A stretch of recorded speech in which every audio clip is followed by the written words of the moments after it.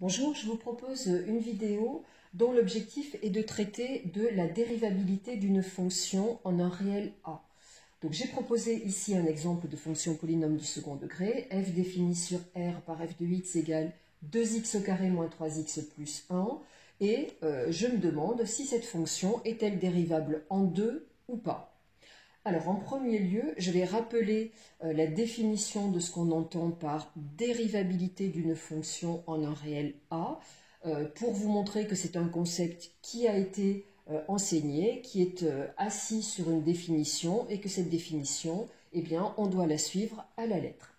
Donc la définition nous dit que soit A un réel dans le domaine de définition de la fonction, soit A un réel de df, f sera une fonction dérivable en A, si et seulement si, donc ce que j'écris en abrégé, si et seulement si le quotient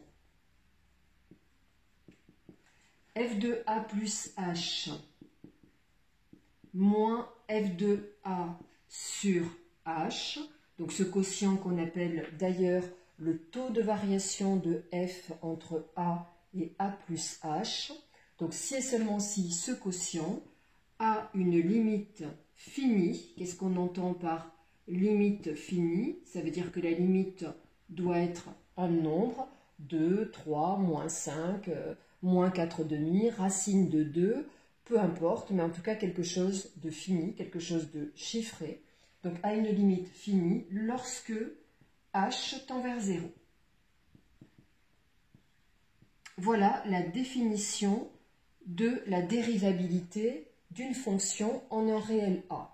Et justement, cette limite finie, quand elle existe, eh bien, sera ce fameux nombre dérivé et se notera f' de A. Donc voilà la définition de la dérivabilité que je vais appliquer sur cet exemple-là, ce qui veut donc dire que je vais procéder en plusieurs étapes. Pour savoir si cette fonction est dérivable en 2, eh bien, je vais d'abord devoir calculer ce quotient taux de variation de f entre 2 et 2 plus h.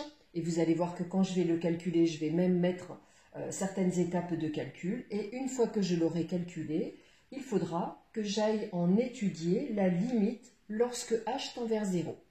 Et après ça, eh bien, je verrai si cette limite est finie, ça veut dire que ma fonction est bien dérivable en 2, et si cette limite vaut plus l'infini ou moins l'infini, ou si elle n'existe pas, eh bien, ça voudra dire que la fonction n'est pas dérivable en 2. Donc, je vais le faire. Alors, ceux qui maîtrisent éventuellement correctement les choses et qui veulent juste s'assurer qu'ils ont bien compris, vous pouvez mettre la vidéo sur pause et donc ensuite aller écouter ma correction. Et puis, ceux qui ont besoin d'entendre une nouvelle explication de l'étude de la dérivabilité, eh bien, écoutez cet exemple-là et dans des vidéos suivantes, pour ne pas trop rallonger celle-ci, eh bien, je proposerai d'autres exemples. Voilà, donc je veux savoir si la fonction est dérivable en 2. D'ailleurs, moi, j'aime bien appeler ça test de dérivabilité en 2. Voilà, qu'est-ce que je vais faire de f en 2? Qu'est-ce que je vais faire? Donc, je vais calculer le quotient taux de variation. Donc, je vais l'appeler, donc je note Q, ce quotient, donc je l'appelle Q, égale f de 2 plus h moins f de 2 sur h. Voilà, il faut que j'aille calculer ce quotient et ensuite il faudra que j'aille calculer sa limite quand h tend vers 0. Alors, si j'ai envie de dire que ce quotient, c'est le taux de variation de f entre 2 et 2 plus h, voilà, je peux le rajouter, mais ce n'est pas une obligation. Pour calculer ce quotient, ce que je vous conseille, c'est de faire le calcul de f de 2 plus h et de f de 2 en séparé. f de 2, eh bien, je remplace x par 2, donc f de 2, c'est 2 multiplié par 2 au carré, moins 3 fois 2 plus 1, 2 fois 2 au carré, donc 2 fois 4, 8, 3 fois 2, donc moins 6, plus 1, et ce qui donne 8 moins 6 plus 1, donc 2 plus 1, qui fait 3. Voilà pour f de 2. Je calcule ensuite f de 2 plus h. Alors, certains d'entre vous auront peut-être des difficultés à ce niveau-là. Effectivement, on est dans du calcul littéral. Alors, ce que je peux vous indiquer pour vous aider, c'est que si vous avez du mal à faire ça, revenez ici. Qu'est-ce que vous avez fait quand on vous demandait de calculer f de 2? Vous avez remplacé x par 2. Si je vous demandais de calculer f de 5, vous me diriez, je remplace x par 5. Si je vous demandais de calculer f de 7, vous me diriez, je remplace x par 7. Si je vous demandais de calculer f de a, je remplace x par a. Donc en fait, ce dont on se rend compte, c'est que dès qu'on met une quantité entre parenthèses ici et qu'on doit appliquer la fonction f, qu'est-ce qu'on fait? On vient remplacer x par la quantité qui est dans la parenthèse. Là, c'est exactement pareil. Ça veut dire que x va être remplacé par 2 plus h. Et puis après, il faudra faire attention aux règles du calcul. Donc, f de 2 plus h, ça fait 2 facteur de 2 plus h au carré. Lorsque j'écris ça, hop, j'ai mon cerveau qui continue à fonctionner. Et là, je peux me dire, tiens, là, il y aura une identité remarquable, a plus b au carré. Moins 3 facteur de 2 plus h. Ah, là, attention, il y a un moins. Il faudra bien que je distribue le moins 3 partout, plus 1. Voilà, je vais effacer ce qui est au-dessus. Et je vais continuer donc ce calcul de f de 2 plus h. Et une fois que je l'aurai, j'intégrerai ça dans mon calcul du quotient Q, qui est le premier intermédiaire. Et donc, f de 2 plus h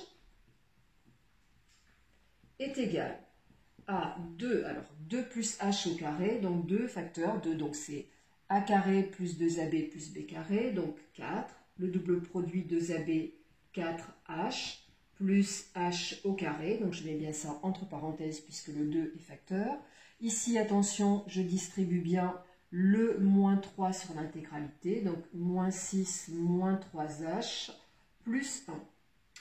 C'est donc égal à 8, plus 8h plus 2h au carré, moins 6 plus 1, ça fait moins 5, moins 3h. Voilà, je vous conseille vraiment de relire vos calculs pas à pas, parce que vous imaginez bien, si vous faites une faute sur ce quotient Q, taux de variation de f entre 2 et 2 plus h, tout va être faux.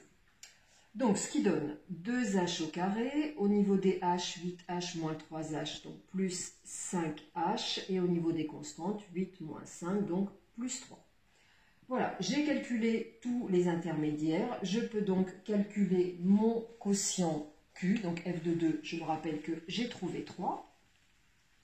Donc, Q qui était égal, alors je rappelle, à f de 2 plus h moins f de 2 sur h, c'est égal, alors vous voyez, hop, j'écris le dénominateur, comme ça je mets bien le égal en face du trait de fraction principale. Ça sera important lorsque la fonction sera elle-même une fonction avec des quotients. Donc f de 2 plus h, 2h au carré, plus 5h plus 3, moins f de 2, on avait trouvé 3, donc moins 3 sur h. Les 3 s'éliminent, ça donne donc 2h au carré plus 5h sur h. Attention, ici, faute classique, hop, j'élimine les h. Je rappelle que quand j'ai 2 plus 3 divisé par 3 plus 7, il est hors de question de barrer les 3. Je ne simplifie que lorsque j'ai une multiplication au numérateur et au dénominateur. Là, oui, je peux simplifier, là, absolument pas. Donc, pour simplifier, il va falloir que je mette h en facteur au numérateur, ce qui est tout à fait possible. Donc, h facteur de 2h plus 5 sur h. Voilà, là, je peux simplifier par h et cela donne donc 2h plus 5. Voilà pour le taux de variation. Alors, c'est le temps le plus important que je vais avoir à consacrer, c'est justement sur ce calcul qui demande qu'on y prenne beaucoup de précautions.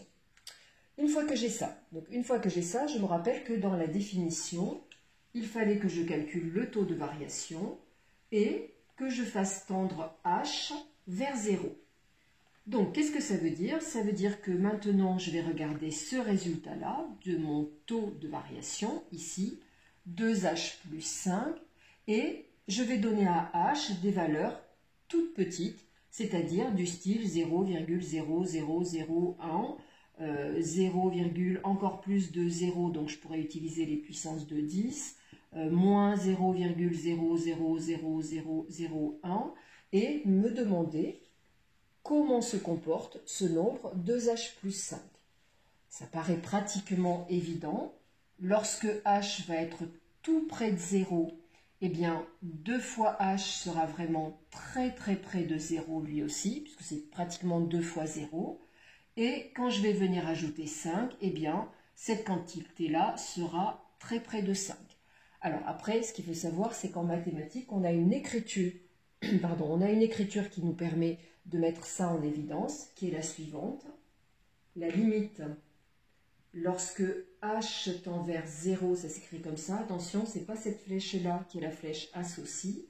Donc la limite de quoi? Eh bien la limite de 2h plus 5 lorsque h tend vers 0. Eh bien notre réflexion là nous a indiqué que ça valait 5. Donc tiens, par rapport à la définition, qu'est-ce qu'on avait dit? Une fonction est dérivable en a si et seulement si, lorsque j'ai calculé le taux de variation de f entre a et a plus h, c'est-à-dire le quotient f de a plus h moins f de a sur h, et que j'ai en plus calculé sa limite quand h tend vers 0, eh bien, si je trouve un réel fini, donc ici c'est bien le cas, la fonction sera dérivable en ce nombre petit a. Je peux donc conclure que f est donc dérivable en 2 et le nombre dérivé, c'est précisément cette limite. Le nombre dérivé de f en 2, ça se note f' de 2 est égal à 5. Voilà la conclusion que je peux apporter à cet exercice. Alors, le fait que f' de 2 soit égal à 5, c'est d'ailleurs vérifiable sur vos calculatrices. Vous avez tous une fonctionnalité sur les calculatrices de lycée qui permet d'aller chercher le nombre dérivé d'une fonction en un réel fixé.